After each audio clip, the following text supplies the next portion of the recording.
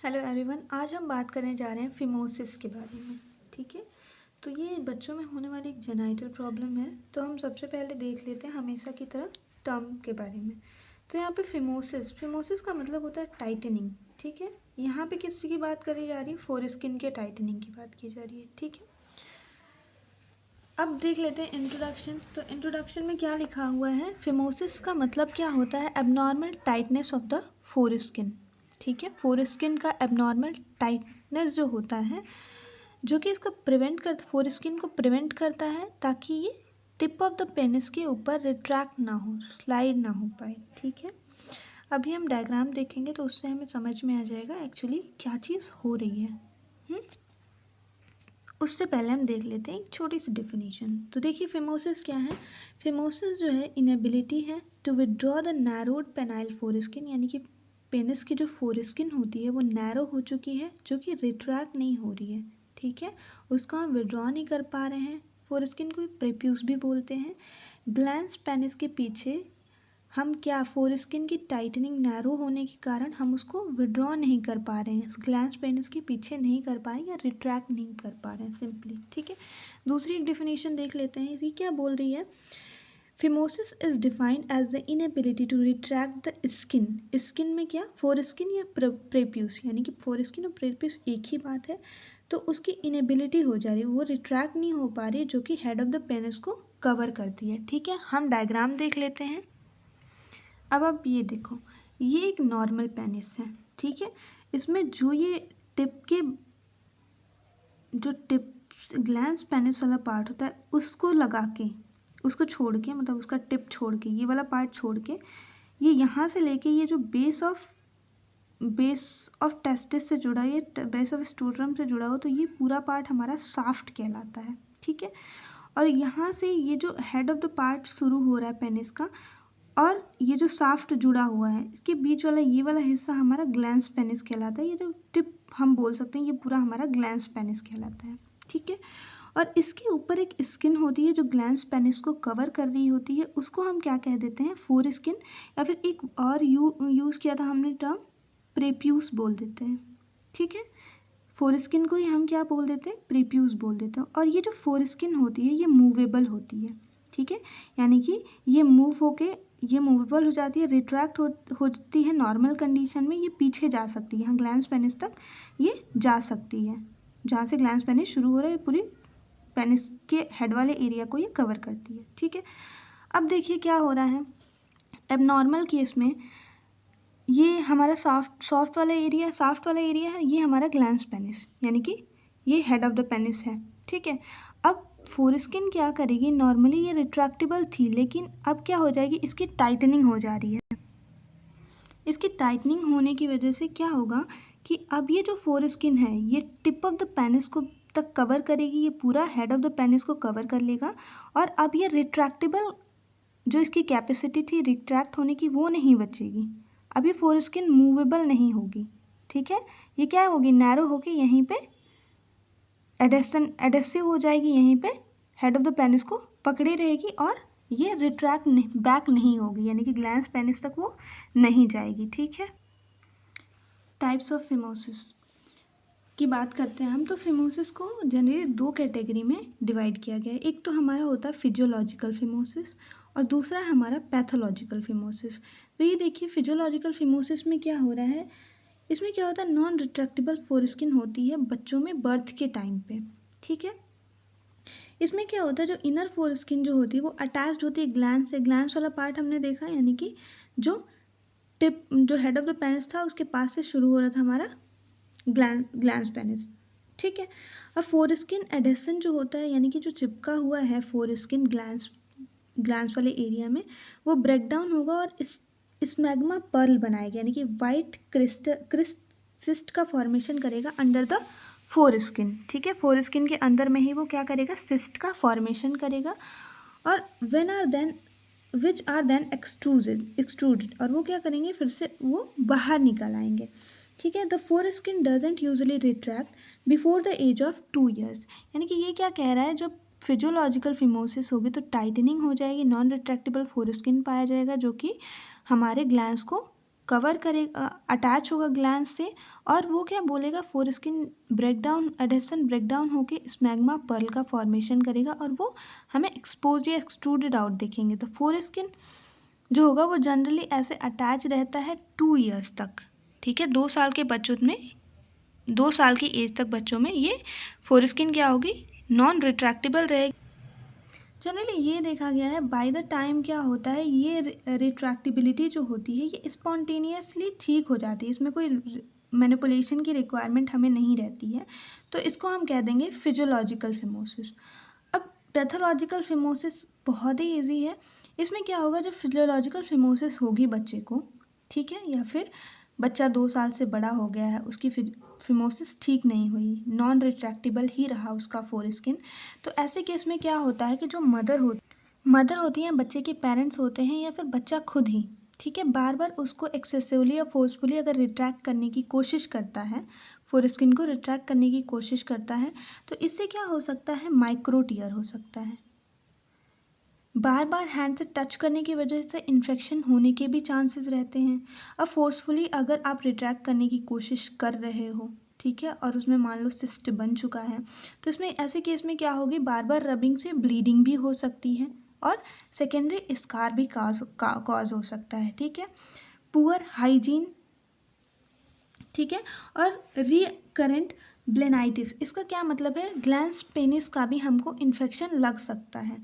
पोस्टलिथिस यानी कि इन्फ्लेमेशन हो देखने के लिए मिल सकता है फोरस्किन में, और हो सकता है कि ये ब्लेनाइटिस और पोस्टिटाइटिस ये दोनों देखने के लिए हमको साथ में मिल जाए, ठीक है। अब क्या होता है, जो कॉन्सिक्वेंट अगर आपको ट्रू फिमोसिस हो रहा है तो इसको पैथोलॉजिकल फिमोसिस भी कहते हैं, यानी कि हमें फिजियोलॉजिकल फिमोसिस हुई और हमने क्या कर दिया, पेनिस के फोरस्किन को फिर से रिट्रैक्ट करने की कोशिश की ज़बरदस्ती, फोर्सफुली, तो उसमें क्या हो गया, माइक्रो टीयर, इन्फेक्शन, ब्लीडिंग और सेकेंडरी स्कैरिंग हमें देखने के लिए मिलेगी। अगर पुअर हाइजीन है बच्चे की तो उसमें रिकरेंट ब्लेनाइटिस और पोस्टाइटिस भी देखने के लिए मिल सकता है, ठीक है। बात कर लेते हैं हम इटियोलॉजी या कॉज के बारे में। तो सबसे बड़ा कॉज होता है इसका पुअर हाइजीन, ठीक। एक्जिमा हो सकता है। प्रोराइसिस, इसका क्या मतलब है, एक ऑटोनॉमिक स्किन कंडीशन होती है जो कि कॉज करती है ईचीनेस को और डिस्कम्फर्ट को। एक्जिमा भी एक टाइप की स्किन डिसऑर्डर ही है जिसमें कि स्किन एलर्जी होती है और वो रैसेस, ये ईचिंग कॉज करती है, ठीक है। प्रीप्यूशियल एडेशन और scar tissue that help the foreskin attach to the tip of the penis, यानी कि प्रीपेशियल एडेशन, यानी कि जो स्कार टिश्यू है, ये प्रीपेशियल एडेशन का ये मतलब होता है कि घाव हो गया है पेनिस के अंदर या फिर स्कार फॉर्मेशन की वजह से जो फोरस्किन है वो अटैच्ड हो जाती है ग्लैंड्स ऑफ द पेनिस, यानी कि टिप ऑफ द पेनिस से। कोई इंजरी हुई है या लाइकेन प्लानस हुआ है, लाइकेन प्लानस में क्या होता है, स्किन में इन्फ्लामेशन हो जाता है, तो हो सकता है कि ग्लैंड्स स्किन ग्लैंड्स में हमारे इन्फ्लामेशन हो गया जिसकी वजह से फोरस्किन बाहर मतलब पीछे की तरफ रिट्रैक्ट ना हो रही हो, ठीक है।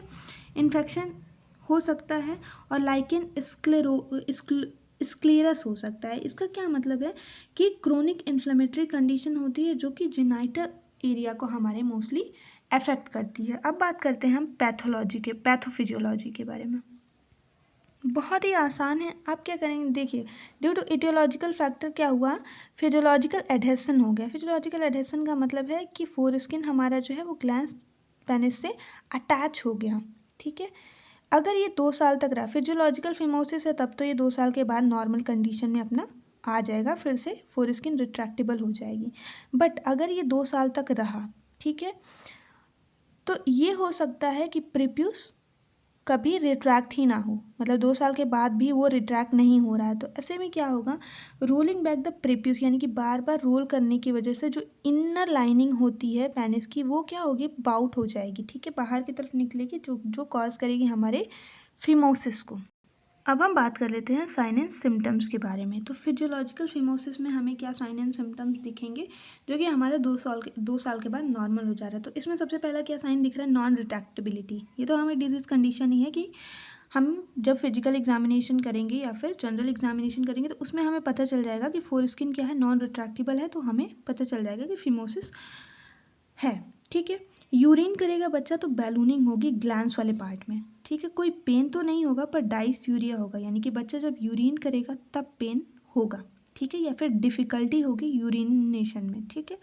लोकल या यूरिनरी इन्फेक्शन देखने के लिए मिल सकता है, यानी कि लोकल का क्या मतलब है, यानी कि पेनिस के पार्ट पे किसी इन्फेक्शन देखने के लिए मिल सकता है, या फिर यूरिनरी ट्रैक में कोई इन्फेक्शन देखने के लिए मिल सकता है। लेकिन जब फिजियोलॉजिकल फिमोसिस होगा तो जो हमारा मीटस होगा, ठीक है, यानी कि जो जंक्शन होता है ग्लैंड्स पेनिस का जिस पे दोनों मिलते हैं, तो वो क्या होगा, वो हेल्दी होगा और अनस्कार्ड, वहाँ पे कोई घाव नहीं होगा, वो हमें हेल्दी अपीयर होगा, ठीक है। अगर किसी बच्चे को पैथोलॉजिकल फिमोसिस हुआ है तो उसमें कौन कौन से हमें सिम्टम्स नज़र आएंगे, तो पेन होगा, ठीक है। वहाँ पे पेन नहीं था, हमें नॉर्मल पेन नहीं था, जैसे कि बच्चा बैठा आराम से तो कोई पेन नहीं हो रहा था वहाँ पे, लेकिन यहाँ पे क्या होगा, पेन एसोसिएटेड होगा, स्किन इरिटेशन होगी, ठीक है, लोकल इन्फेक्शन देखने के लिए मिलेगा और ब्लीडिंग देखने के लिए मिलेगा। ब्लीडिंग की स्पेलिंग मैंने गलत कर रखी है, ठीक है।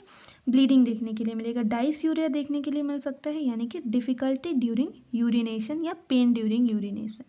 हीमेट्यूरिया देखने के लिए मिल सकता है, हो सकता है यूरिन में हमें ब्लड देखने के लिए मिले। फ्रीक्वेंट एपिसोड दिख सकता है हमारे यूरिनरी ट्रैक इन्फेक्शन का। प्रीप्यूसियल पेन दिख सकता है, यानी कि फोरस्किन में हमारे पेन दिख सकती है। पेनफुल इरेक्शन दिख सकता है। ड्यूरिंग इंटरकोर्स कह सकते हैं अगर बच्चा सेक्सुअली, बच्चा क्या मतलब अगर वो एडल्ट हो गया एंड द सेक्सुअली एक्टिव है तो। वीक यूरिन स्ट्रीम, यानी कि जो स्ट्रीम होगी यूरिन की वो वीक होगी, वो नॉर्मल नहीं होगी। ओकेजनली इन्यूरेसिस ये बच्चे में देखने के लिए मिल सकता है, यानी कि मोस्टली रात के टाइम पे निस्टैग्मस, ये तो नहीं कहेंगे नॉक्ट्यूर्नल है, बट इन्यूरेसिया देखने के लिए मिल सकता है, दैट मीन्स कि बेड वेटिंग देखने के लिए मिल सकती है, या फिर यूरिनरी रिटेंशन देखने के लिए मिल सकता है। मीटस जो है वो मे बी स्कार्ड दिख सकता है हमें, ठीक है, वहाँ पे हो सकता है कोई घाव दिखे हमें। Fibrous white ring forming around the preputial orifice, या फिर हमें कोई वाइट फाइब्रस रिंग दिख सकता है, इन्फेक्शन की वजह से मोस्टली ये होता है, ठीक है। तो अब हम देख लेते हैं डायग्नोसिस के बारे में कि हमें पता कैसे चलेगा एग्जैक्टली ये फिमोसिस है। तो बहुत ही इजी है, हिस्ट्री कलेक्शन, यानी कि जिस हिसाब से बच्चा या फिर उसके पेरेंट्स बताएंगे हमें कि क्या क्या चीज़ें हो रही हैं, तो हमें पता है कि क्या होता है साइन एंड सिम्टम्स, तो उससे हम पता कर सकते हैं। फिजिकल एग्जामिनेशन करेंगे बच्चे का, क्लिनिकल एग्जामिनेशन में ही ये प्रॉब्लम रिवील हो जाती है, किसी लेबोरेटरी टेस्ट की ज़रूरत नहीं पड़ती है, ठीक है। लेकिन अगर यूटीआई है, यूरिनरी ट्रैक इन्फेक्शन, तो डेफिनेटली हम लेबोरेटरी टेस्ट के लिए जाएंगे ताकि हमें पता चल जाए कौन सा बैक्टीरिया या वायरस से कॉज कर रहा है, ठीक है। अब बात कर लेते हैं हम ट्रीटमेंट के बारे में। तो आप देखो ये ट्रीटमेंट या मैनेजमेंट जो बच्चे का है वो उसकी एज पे डिपेंड करता है, ठीक है। और टाइप ऑफ नॉन रिट्रैक्शन, यानी कि किस तरह का नॉन रिट्रैक्शन है, यानी कि बिल्कुल भी नहीं मूव कर रहा, कितनी टाइटनिंग है, ठीक है। या फिर सीवियरिटी ऑफ फिमोसिस, यानी कि बच्चे को किस तरह का फिमोसिस है, या तो वो फिजियोलॉजिकल है या तो वो पैथोलॉजिकल है। तो इन सब चीज़ों पे हमारा ट्रीटमेंट डिपेंड करता है। सबसे पहला रीअश्योर करेंगे, ठीक है, हम पेरेंट्स को बताएंगे कि ये नॉर्मल कंडीशन है, किसी किसी बच्चे के साथ ऐसा होता है और ये नॉर्मल हो जाएगा, कोई चिंता करने की बात नहीं है। 2 साल के बाद आपका ये चीज़ नॉर्मल हो जाता है खुद ही, तो इसमें इतना लोड नहीं लेना है, ठीक है।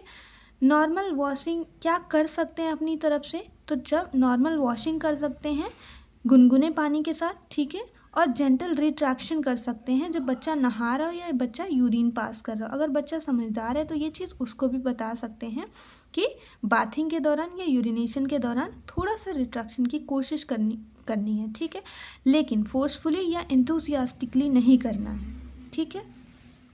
टिपिकल कॉर्टिकोस्टेरॉइड थेरेपी दे सकते हैं, इसमें कौन कौन सा यूज़ कर सकते हैं, मोस्ट कॉमन कॉर्टिकोस्टेरॉइड्स कौन कौन से यूज़ होंगे हमारे, हाइड्रोकॉर्टिसोन यूज़ कर सकते हैं, बीटामिथासोन यूज़ कर सकते हैं। ये क्या करेगा, जो इन्फ्लेमेशन या स्वेलिंग है उसको कम करेगा और ये मतलब पेन से भी थोड़ा बहुत रिलीफ देगा, ठीक है। ट्राई एमिकोलोन यूज़ कर सकते हैं, फ्लूटिकाजोन प्रोपियोनेट यूज़ कर सकते हैं।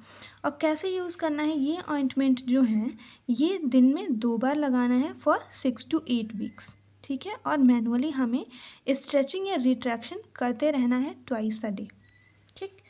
अब देखिए सर्जिकल मैनेजमेंट क्या करते हैं, तो सर्जिकल मैनेजमेंट में हमारा क्या होता है, सर्कमसीजन कर सकते हैं, ठीक है, यानी कि हम सर्जिकली रिमूव कर देंगे फोर स्किन को, ठीक है। या फिर अदर प्रोसीजर में हम क्या परफॉर्म करते हैं, डोर्सल इंसीजन कर देते हैं फोर स्किन का, ठीक है, और रिलीज़ कर देते हैं हम एडहेसन को, यानी कि जब जो चिपका हुआ है फोर स्किन ग्लैंड्स है हमारे उसको रिलीज़ कर देंगे।